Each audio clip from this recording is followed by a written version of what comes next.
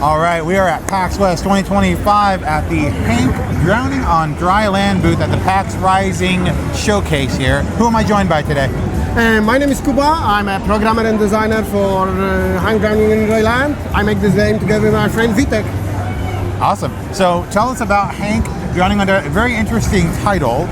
What's this game all about? What's the gameplay cycle, and what kind of gamer should be excited about it? Okay, so Hank, think Batman, but always drunk, and he can time travel.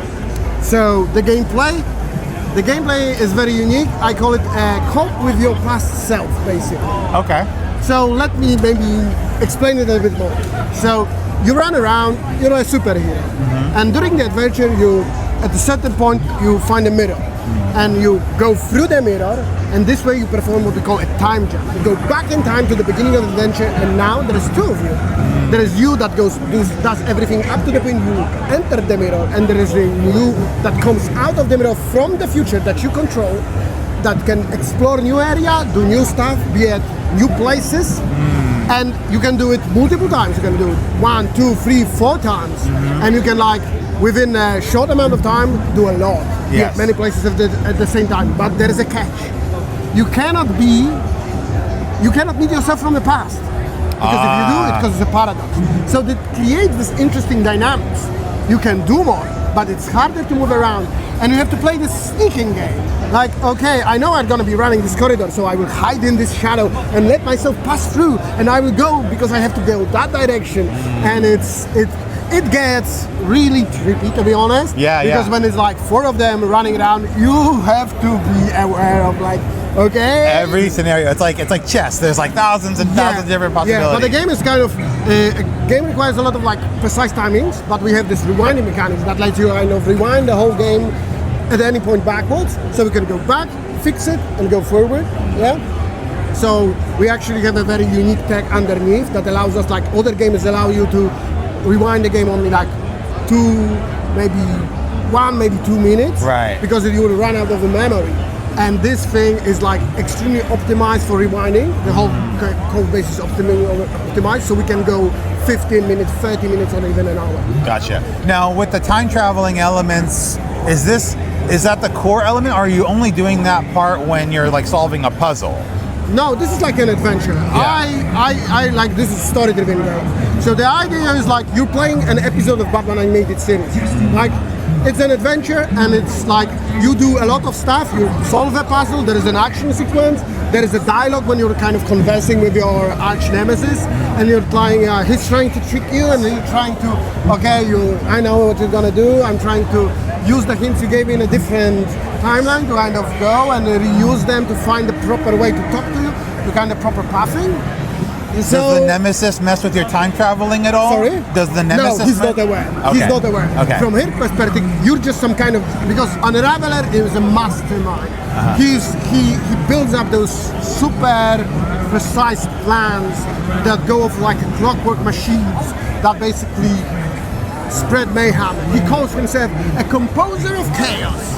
And from his perspective, Hank is just like a bum, that shows up half drunk on a scene and just does everything perfectly in the first time, because he doesn't see all the trial and error that goes into unraveling his trick. So he's obsessed. How this guy does that? What's happening here? Yeah.